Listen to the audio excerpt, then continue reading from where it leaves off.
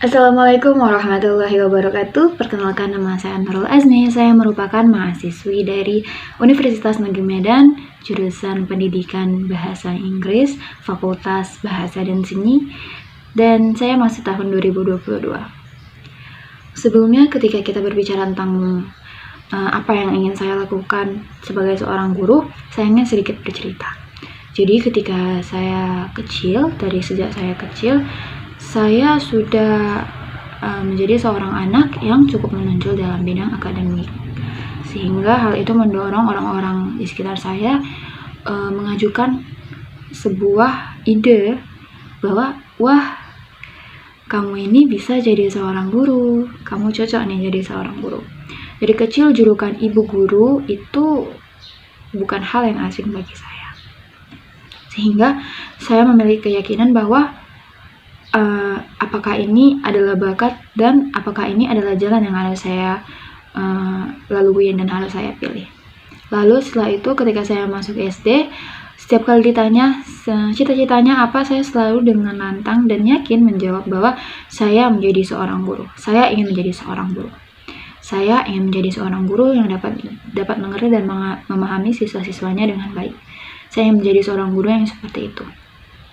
Ketika saya beranjak dewasa dan semakin banyak permasalahan atau hal-hal yang harus saya perhatikan, sehingga saya tidak lagi terlalu memikirkan saya harus menjadi seorang guru seperti itu. Ketika saya memilih masuk kuliah, saya tidak memiliki keinginan yang keras dan tekad yang keras untuk menjadi seorang guru. Pada saat itu saya mungkin bingung, saya mungkin tidak ingin, saya juga mungkin tidak nyaman dengan identitas guru yang dibangun orang lain. Saya rasa itu adalah permintaan orang lain terhadap saya yang harus saya penuhi, sehingga saya mungkin memberontak, sehingga saya tidak ingin memilih guru sebagai jurusan saya. Pada saat itu saya eligible SNMPTN. Saya memiliki jurusan sastra Inggris dan hubungan internasional. Tidak ada keguruan sama sekali. Namun sayangnya takdir berkata bahwa saya tidak bisa memasuki dua jurusan itu. Saya bingung dan saya sedih karena saya pikir kenapa ya? Dan pada akhirnya ketika saya dalam kondisi bingung dan sedih itu, dan ketika saya mencari jawaban dan keyakinan, saya bertemu seseorang yang menurut saya keren sekali. Berkali-kali ketika ditanya apa alasan saya memilih jurusan keguruan, sebenarnya mungkin memilih jurusan keguruan itu sudah ada di dalam hati saya, tapi saya perlu validasi dan kemantapan dan keyakinan bahwa menjadi seorang guru itu tidak buruk. Jalan yang dilalui itu memang tidak mudah, tetapi juga bukan sesuatu yang mustahil untuk dilalui. Saya bertemu beliau, sekarang beliau sudah lulus kuliah, beliau juga menjalani pendidikan yang sama, pendidikan bahasa Inggris, dan beliau bilang bahwa pendidikan bahasa Inggris itu tidak seburuk itu, pendidikan bahasa Inggris itu menyenangkan dan dapat dilalui, sehingga saya yakin bahwa saya akan memilihnya. Saya ikut UTBK, saya memilih jurusan pendidikan bahasa Inggris sebagai pilihan pertama saya, dan alhamdulillah setelah banyak hal yang harus dilalui, akhirnya saya lulus di Universitas Negeri Medan. Karena Universitas Negeri Medan pendidikan bahasa Inggris adalah pilihan satu saya ketika mengikuti UTBK. Setelah saya pikir-pikir lagi,